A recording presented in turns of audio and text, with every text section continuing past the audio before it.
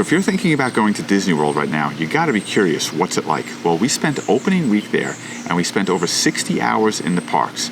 So if you're curious about what it's like and whether or not you should go, this is the video for you. Well, first let me just say, you shouldn't be taking health and safety advice from a photographer on YouTube, so definitely follow all of your federal, state, and local guidelines as far as travel and restrictions and safety measures. Definitely keep those in mind. Travel restrictions could play a role in how you're able to travel in and out of the Disney World area. And also keep in mind that not all of the Disney World resorts are open right now. They opened all the DVC resorts first and are slowly opening some of the other ones. So definitely check out the Disney World resorts, whether or not they're going to be open, the ones that you want to stay at before you even go. And there's going to be a lot of other things like that to talk about, like park hours are limited, some attractions are limited or closed. So we're definitely going to get into all that stuff. But the basic changes, the basic things that are going to be different in Disney World now compared to other times are the safety measures, which is basically wearing a mask, keeping physically distant, and washing your hands thoroughly and often. And we'll get into how that applies, especially in the parks later on. But first, let's talk about the resorts. We stayed at the Polynesian, but we visited 6 other resorts while we stayed there, and we had no problem traveling from one resort to the other, going in to do dining, to do shopping. There was really no problem getting into any of the other resorts while we stayed there. Our stay at the Polynesian was really great. The only thing that you're going to notice differently, and we noticed it right away as soon as you got to the Polynesian, was the lack of other guests and the safety measures. You know, people wearing masks, people walking around with masks on, and when you go into the lobby, when you go into the restaurant areas, there are social distance markings all over the place, and we'll get into more of that and how it applies to the parks later on. But you're definitely going to see some changes when you first walk in. First noticeable change you're going to see is the lack of other guests around. There are people around, but hardly anywhere close to the kind of crowds, even in walkways, even in hallways, even by the pools. Nowhere near the kind of numbers of people that you usually see at these resorts. Other than that, though, our stay there was really very normal. And the only areas that were even more normal around the resort than the common areas were the pool areas.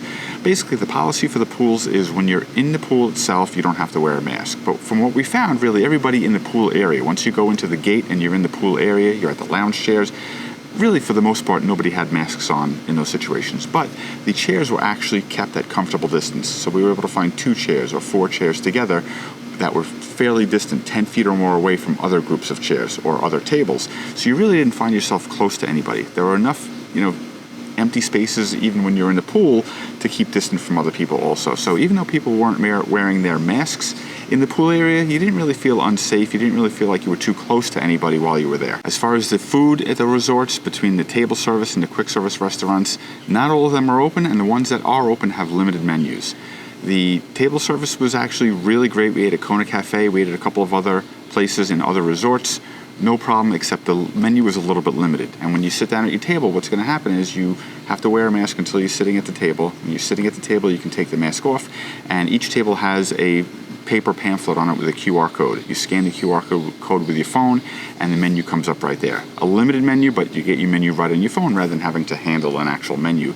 And I guess this way they can also change the menu much easier, having it on your phone rather than having a physical menu. So it was really no problem. We really weren't missing out on anything by having a limited menu there. The quick service areas were a little bit different in that they strongly encourage mobile ordering, even at the resorts. So rather than being able to walk into Captain Cook's, let's say at the Polynesian, you would mobile order and kind of wait outside until it was ready. Really not a problem, just a little bit different. It was a little bit limiting in the parks, actually, without having all the restaurants open, because we found ourselves later in the day kind of lacking another place to eat, some place to go for dinner. We had already eaten at a couple of the quick service places maybe earlier and really didn't have a lot of choices left at the end of the day. So kind of keep that in mind. If you're going to be visiting and you're going to be spending a day in the park, look at what restaurants are open, what things are available to you, and you can kind of play your meals out like that. Maybe leave the park at closing and go to a hotel for another restaurant, or maybe leave the park a little bit early, go someplace else to eat, stuff like that. So definitely keep in mind, look at the restaurants that are going to be open and what they serve as far as taking care of your meals during the day. You definitely want to plan ahead. Another little oddity that we found before getting into the transportation and the parks and everything was the cast members. Now, the cast members are great. They're always great, and they were great on this trip also. It was a little odd, though, that a lot of them were out of place. So we would find a server at a restaurant who kind of clearly wasn't totally comfortable with their role there, and it turns out that they ordinarily aren't waiters in restaurants. Maybe they're working in transportation, or they're working someplace else in a visible guest area, but not necessarily in the place that they're in. I think that's basically a condition of having to rehire all of these cast members and only having limited roles for them, and who was willing to come back or who was able to come back to work when the parks reopened. They had to really shuffle people around a lot, I think. So you're going to find some cast members who are maybe a little bit out of place, still 100% dedicated to what they're doing, maybe just not totally as smooth and polished as the Disney service that you're used to. Again, the cast members are great. They're giving it 100%, but you're going to maybe notice a little bit things aren't running quite as smooth as they normally would, just because they're kind of reassigned to different places. So transportation, we found the best way to get around was a car. We rented a car and we were able to get anywhere we wanted to go by car. But all of the Disney transportation is up and running. The monorails were running. Basically what they did with the monorails is each door that opens, they were only allowing 1 or 2 groups. If you had a small group and you can sit on one bench and another small group could sit on another bench, they didn't want anybody standing. They can kind of keep them separate, and the way they divided the sections of each monorail car was they put a divider in the middle. So if you're sitting with your back to the other section, there's a divider behind you separating you from the other section. We really didn't have any problems with overcrowding or anything on the monorails. We didn't feel like anybody was waiting too long to get on or getting onto a car where there were too many other people. The cast members would actually basically go walk up and down the monorail and tell the guests where to go, so there weren't any crowds backing up or anything. So the monorail transportation was really great. When we left after the first week, they still weren't running monorail service from the TTC to Epcot yet, so keep that in mind. If you're looking to take the monorail to Epcot, it might not be running yet. The ferries, the Magic Kingdom ferries were running. There's social distance markings all over the floor in the ferries, and cast members are there to make sure that people kind of stay where they're supposed to be and there's not too many people getting on the ferries. Same thing goes with the small boat transportation. All of those were up and running. The buses are up and running. Again, there are markings on the seats, there are markings on the floor. Cast members are there to help you where to sit, where to go, how to move around so that guests aren't crowding up into each other. So totally comfortable with how that felt also. The Skyliner is running. They're only doing 1 group per car, so they're not going to combine your group with another group. If you have 1 person in your group or 8 people in your group, they're going to put you into 1 Skyliner car. So again, very good, very comfortable social distancing there, but all the public transportation is basically up and running in Disney World. We just found for us it was actually a lot easier just to be able to go to our car and drive to wherever we wanted to go. Very little traffic right now there. No problem getting a parking spot. The trams weren't running from the parking lots to the front entrances of the parks, but you're parking really close enough that it really doesn't matter. You can just walk to the entrance. There haven't been a lot of cars there, so that really wasn't a problem either. So getting more into the safety stuff now. Before going into Disney Springs or going into any of the parks, you're going to get a temperature screen. So there's going to be cones set up to kind of direct you where to go. There's going to be a little tent, and there's going to be healthcare professionals there just to basically take your temperature with a little head scanner. They hold it maybe 6 inches away from your forehead. 1 little pull of the trigger, and they say okay, and it takes less than like 3 seconds. It's really not an inconvenience at all. There's a great little feeling when they say okay and you can go, because you know you're good, you can go. They're very friendly. They kind of get you through. It was a really nice experience, and like I said, not an inconvenience at all to have to stop at the temperature screenings before going into Disney Springs or into the parks. Oh, and bag check and security was a lot different than before. Basically, instead of waiting online with all the guests crowded up into each other and having to put your bag on a table and have security look through it, they have a whole new system. They have whole new scanners where basically you can just walk right through and without having to even stop or take anything out of your bag. We found it was a little bit different, but from different places, different parks had a slightly different procedure going through, and we had slightly different experiences at each one, but basically for the most part, you should be able to walk through the scanner without having to take anything out of your bag. They did ask if you have an umbrella to kind of hold it out separately, if you have anything in your bag, like an aerosol can. I guess they're looking for certain types of objects with these scanners. With my camera bag, I would say probably half the time I was able to walk right through the scanner without even having to stop. The other half of the time, they actually asked me to come over to the side and open my bag, which took 10 seconds. It was really just a quick look by the cast member, by security, to look through. I actually figured out what it was that was actually setting off the sensor. It was the switch pod that I use that I hold for the camera. I think that was setting off the sensor when they look at it. So I had that out with me each time after that I went through. I would hold that in my hand as I went through, and then I wasn't stopped after that at all. So just keep in mind anything that might maybe set it off. hold it in your hand. There was no emptying your pockets and putting things into bins. We're able to just breeze right through the scanner without slowing down at all. Really, I think it's going to be great once they work out any kinks that they have. It's going to be a great system for getting the guests through security without having to wait in line, without having a backup. It worked really good. So wearing a mask is going to be the number one change or inconvenience that you're going to experience in your trip to Disney World. Basically, the policy is when you're on Disney property, unless you're in your car or in your hotel room, you're required to wear a mask. So in Disney Springs, in the resorts, in common areas, in the parks, you're required to wear a mask at all times. The only time that you can take the mask off is when you're either at a restaurant sitting down at a table or when you're at one of the relaxation stations, which they have set up 3 or 4 places in each park. That's a designated relaxation zone where you can actually go in there, you can sit at a table, you can take your mask off and do whatever you want to do. Check your phone, plan out the rest of your day, whatever it is you want to do. You can sit there and do that. You could also take your mask off if you're going to be sitting down at a table in a restaurant. So if you want to get quick serve and you want to take your mask off for a while and eat while you're doing your planning and things, you can do that also. But it's nice to have those stations. We didn't actually go into any of them, but it was nice to have them. I would say probably half of them are, maybe 2/3 of them are outside, but maybe half or a third of them are actually inside also. So if you're looking for a way to get out of the heat for a little while and take that mask off, those relaxation stations are a great way to do it. So what is it like to actually wear a mask all day in the Disney summer? It's hot and uncomfortable. There's no sugarcoating it. It's hot and uncomfortable to have the mask on your face all day long like that in the heat. Basically, your whole body is hot and uncomfortable when you're there, though. So now it's just another part of your body that's a little bit more hot than it was before. But you definitely want to make sure that you have a mask that's comfortable, that's not maybe pulling on your ears too tightly.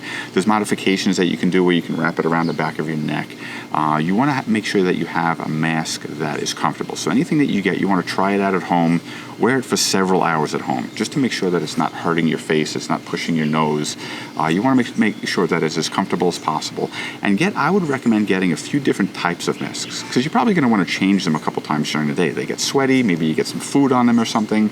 You're going to want to have a few different types of masks though with you because it actually feels, it felt when I went from one mask to a different type of mask, maybe from a different manufacturer or something a little bit different, it actually kind of relieved any discomfort that I had for a while because now, even though I had a mask on my face, it wasn't the same thing that I was feeling before.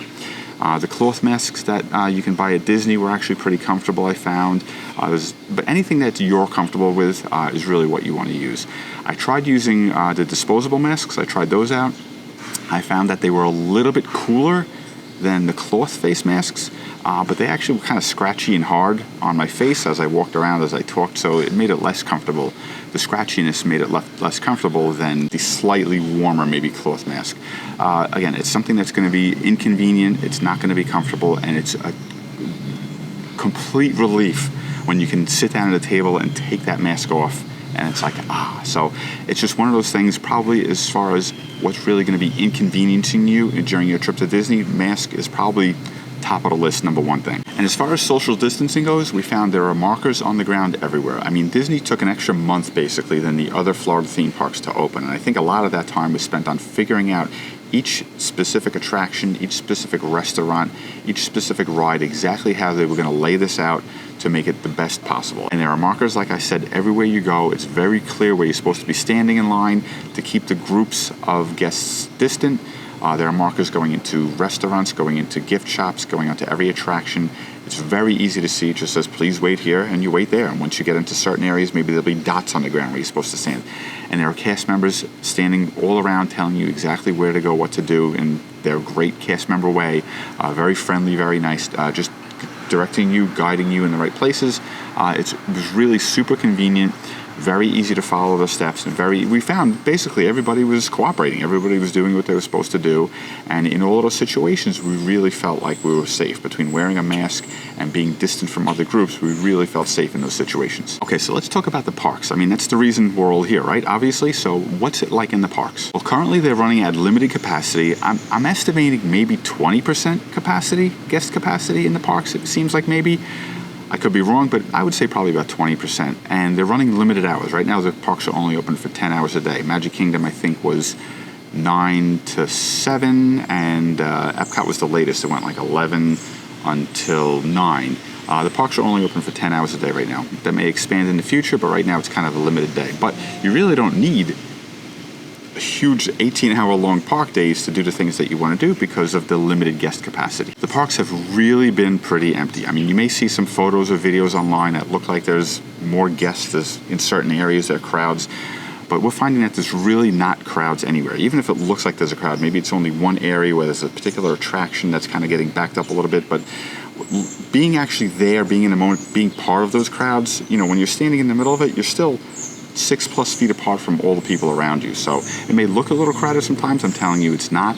And a lot of times we found ourselves almost totally alone in some sections of the park. So there are more crowded areas around certain attractions maybe, but other than that, you're really distant from everybody, which means wait times at the attractions were like almost non-existent.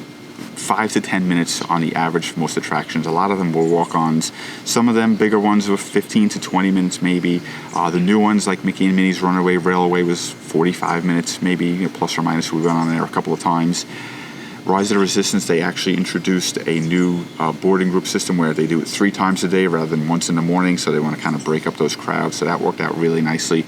We found ourselves basically waiting on almost no lines, very small lines. Flight of Passage was 15 minutes one time and maybe 5 minutes another time. We found, especially in the last maybe few hours of each park operating day, crowds really disappeared. I don't know if it's because there's no park hopping right now, so you couldn't, maybe spend your morning in Epcot and spend your afternoon in Magic Kingdom, and those crowds were coming over.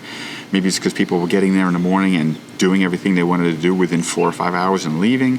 We found the last few hours of the day were really empty in the parks, especially on the attractions, and something that we had waited for maybe 20-25 minutes earlier in the day was a walk-on later in the day. So if your dream is to visit the Disney parks and ride every single attraction in one day and maybe even double up on them in one day, visiting this in this time, right, this might be for you now. It really was pretty amazing to be able to do, I don't know how many attractions there are in the Magic Kingdom, but basically all of them in one day. Everything we wanted to do in one day, and some of them twice. Now, not everything is open right now, so I'll get into that a little bit later, but it is, like I said, amazing to be able to just walk on these attractions. And the character greetings, they don't have the meet and greets the way they used to before, where you meet a character, take a picture with them. Basically, they changed over to a system where there are characters that you can see from a distance, maybe up on a stage, maybe behind a fence, maybe up on the train station at the Magic Kingdom, and the characters come out and they'll play some music and dance around. It's actually kind of nice. They'll come down Main Street or some of the other streets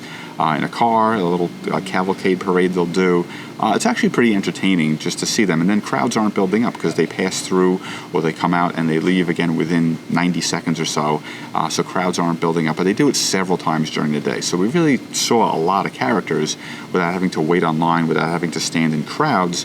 We're able to see a lot of characters and kind of interact from a distance with them. You can take distance selfies, have them in the background behind you, and take your pictures. So even though you don't have the character meet and greets the way that you did before, we really weren't missing that. But there definitely are things that are lacking in the parks. Like I said, a lot of the attractions are closed. A lot of the shows are closed, like the Lion King show in Animal Kingdom and the Finding Nemo the musical. A lot of the shows where you have big groups like that going inside are closed. Some of the other shows were open, like Carousel of Progress and the Country Bear Jamboree, and they have markings on the seats where you can sit, where you can't sit. Attractions that you sit on in groups like Soarin' basically had plexiglass dividers in certain spots to break up the groups, so the cast members were really good about that, but you're not getting the full experience because you're missing out on a lot of attractions, and a lot of the pre-shows for the attractions weren't operating also. So let's say the stretching room in the Haunted Mansion, for instance, you just walk right through. It was kind of cool to walk right through, but you're missing out on part of the experience. The pre-show for the Tower of Terror, where you stand in the room and the lights go out and you watch the little video, that wasn't running either. You just walk right through that room. So if you're looking for the full immersive experience, you kind of miss some of those things in exchange for not having to wait online. You're missing out on some of the full experience. The World Showcase pavilions, a lot of the cultural ambassadors are not here in the country now, so they couldn't get here. So a lot of the World Showcase pavilions where you'd have representatives from each country in each of the pavilions, they're not here. There were a few of them, but most of them are not here. So you're getting cast members who don't really maybe know much or come from Morocco, and you're not really getting that full immersive experience there either. It was nice. Again, the cast members are the best. They did a really great job with what they have, but there's a little bit something lacking when you walk around a World Showcase and you're not getting that immersive cultural experience at each pavilion. And the biggest I mean, for me, the biggest thing that was missing were really the big events, the parades, especially, Festival of Fantasy coming down Main Street is such a big part of the day. It's an exciting thing. It brings a certain energy to the park. That was missing. And the biggest thing at all at the end of the day was the fireworks. Not having to end your night at Magic Kingdom with Happily Ever After on Main Street. It's, such an amazing experience. It was kind of missing to walk out of the Magic Kingdom at 7 p.m. and the sun is still up. It was a little weird. And to not be able to enjoy an experience like Happily Ever After or the fireworks at Epcot, you're kind of missing out on something there. So I did find that there was something missing, especially at the end of the day. Is you kind of leave like, are we really done here? Did we miss something? And you missed the nighttime entertainment.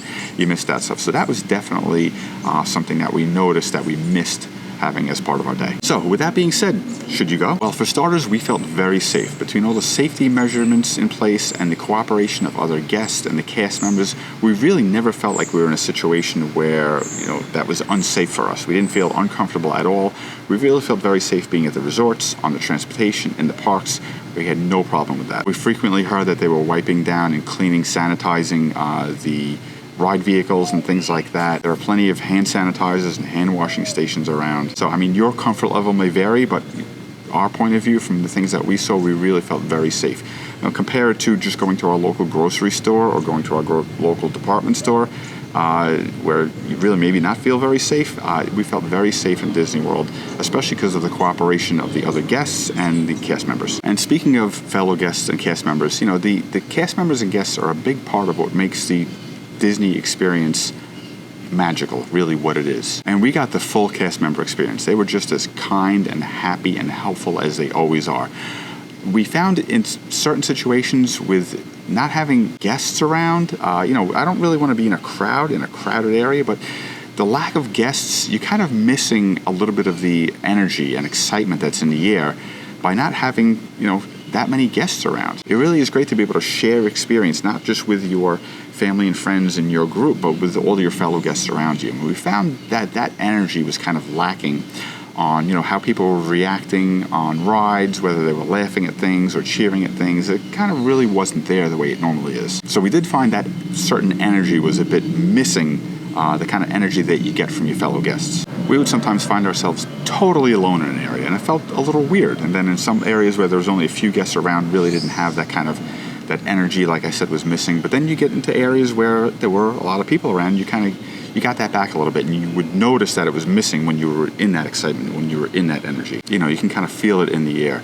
I think also being able to see or not see people's faces, see people's expressions. You probably don't even realize it, but when you're going through an experience and you're doing something with other people around, and you kind of notice their expressions, you notice what they're feeling through their expressiveness. And to not be able to see people's faces, I think it's one of those things where you don't even realize it's missing until you just kind of feel like something's not right, something's a little weird, and maybe that's it.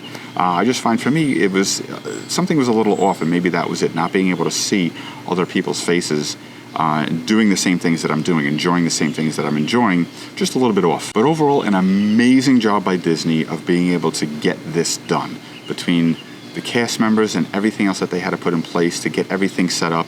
They really put an amazing system in place to be able to accommodate their guests. I gotta say, very, very impressed with the job that they did. So if you're a frequent visitor, somebody who visits maybe a few times a year, or you're a local and you go kind of all the time, it really might be worth visiting for even just a few days, just to kind of check out the difference. Again, check on your travel restrictions, make sure you're doing everything safe on your end. Disney's taking care of the safety on their end. But just to kind of experience, something in a very unusual situation right now, to be able to experience the parks in the current state the way that they are now, it might be worth it. It might be worth to visit for a couple of days, or if you're a local, to just go out for the day. Definitely check that out. You have to get reservations for the parks in advance. You can't just walk into the park, even if you have an annual pass. You can't just show up at the park that day and go in. You have to go online to the My Disney Experience page and make sure you reserve that day so you can definitely get in. But if you do a Disney vacation once every few years or once in a long time, and you're really putting a big family trip together and looking forward to this, you might want to push it off for a year or two until things are kind of more back to normal, or I guess what we would consider normal. Longer park operating hours, all the attractions being open, all the restaurants being open. If you're really looking for that full Disney experience, you might want to push it off for a while until, just keep an eye on things, see how things are progressing. You might want to push it off until things are a little bit more back to normal. The parks and overall experience might not be what you're used to, might not be what you're expecting. So definitely keep that in mind, think about that. So I know what one question everybody has is, how does the castle look? How does it look in person with its new paint job? And I was kind of pessimistic to begin with before I went there. I got to tell it, from Main Street and from the hub, it looks really great. It looks nice. I prefer the old paint job, but it really looks nice from Main Street, from the hub, from Fantasyland, from behind. It looks really nice also. I found it looked a little odd from other parts of the park. When you can see it from the back of Fantasyland behind Snow White's mine train, when you can see it from Liberty Square, and when you can see it from Frontierland, it looks a little odd from there. But from standing right in front of it and standing on Main Street, it really does look nice. But I have a theory that the paint job is temporary, maybe, for the 50th anniversary, and maybe it goes back to the old way. We'll take a look. We'll see how that progresses.